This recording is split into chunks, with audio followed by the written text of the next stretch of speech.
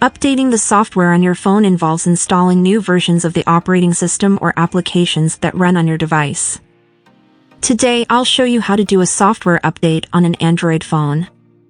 This process may vary slightly for different Android phone manufacturers and also depends on the version of the Android operating system you have on your phone.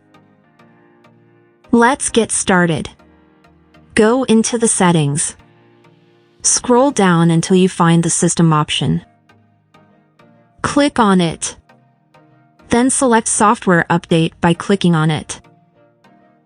There you will see the current version of the software. Click on Check for updates.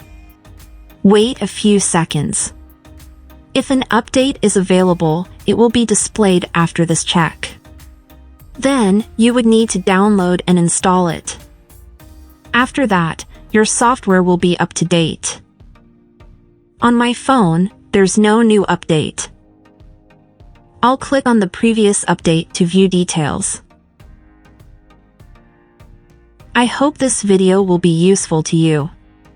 Follow us for more useful content.